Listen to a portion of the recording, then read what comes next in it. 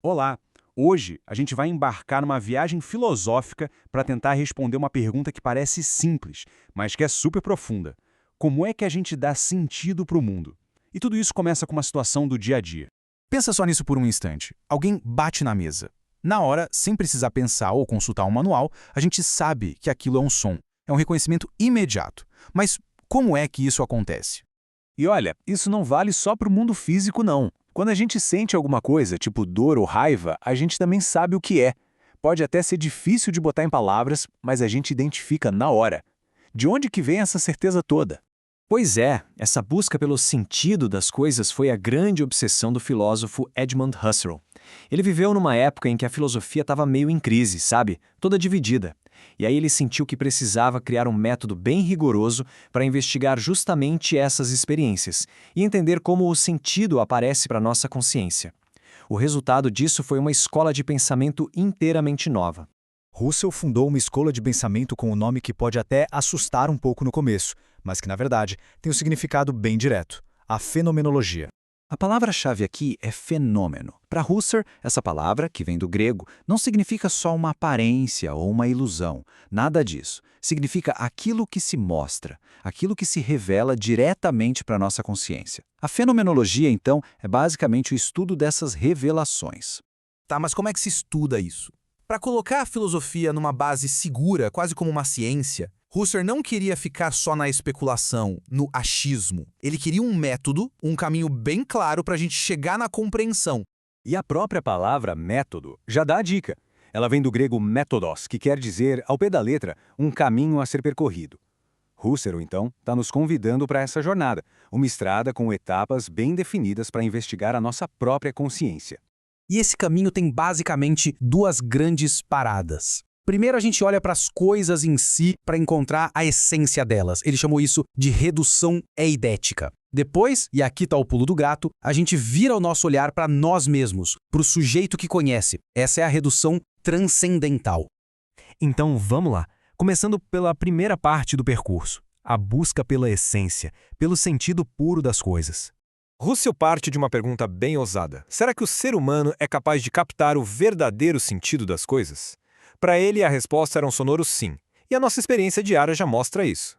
E aqui está o ponto central de tudo. Para o Husserl, o que importa não é se uma coisa simplesmente existe ou não. Isso é uma questão para as ciências. Para a filosofia, o que interessa mesmo é o sentido dessa existência. Vamos pegar um exemplo bem simples, um copo. O fato é que ele está ali, ocupando um espaço no mundo. Mas a essência, ou eidos em grego, é aquilo que faz a gente reconhecer ele como um copo. Não importa se ele é de vidro, de plástico, grande ou pequeno. Essa ideia de copo, a essência do que é ser um copo, que interessa para o Husserl. E para conseguir focar só na essência, o Husserl propõe um exercício mental bem radical: colocar a existência do mundo entre parênteses. Calma, isso não quer dizer que ele achava que o mundo não existe, não é isso. Significa suspender por um tempo o nosso juízo sobre se o mundo é real ou não. O objetivo é se concentrar só em como o mundo aparece, cheio de sentido para a nossa consciência. Ok. Depois de analisar o que das coisas, o método do Husserl vai ainda mais fundo. Agora, o foco se vira para o quem. A pergunta agora é outra. Mas que ser é esse? Que consciência é essa que está fazendo essa busca toda por sentido? Como é que ela funciona? Que tipo de atos ela faz para que o mundo apareça para a gente com significado? E aqui a gente chega na contribuição talvez mais original e também a mais difícil para muita gente, do Husserl. Ele não só descreveu os fenômenos, mas foi lá e dissecou os atos internos da nossa consciência. O ato de perceber, de lembrar, de imaginar. Foi uma virada para dentro, para a estrutura mesma do sujeito que conhece.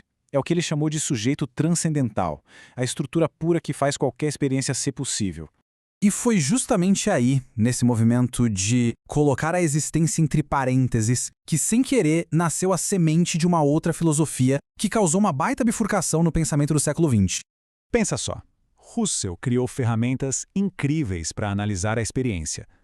Mas os alunos mais brilhantes dele, como um cara chamado Martin Heidegger, olharam para tudo aquilo e pensaram: peraí, e se a gente usasse essas mesmas ferramentas para investigar exatamente aquilo que o mestre mandou a gente deixar de lado por um tempo?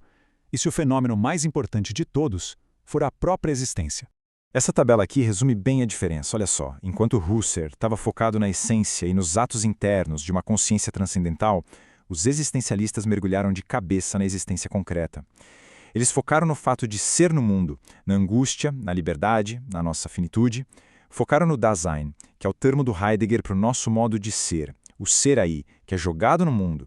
E foi assim que nasceu o existencialismo. Filósofos como Heidegger, Sartre e Merleau-Ponty pegaram o método do Husserl, mas deram uma nova direção para ele. Ao invés de ficar procurando por essências universais, eles usaram o método para descrever a experiência radical, muitas vezes angustiante e sempre concreta, de existir.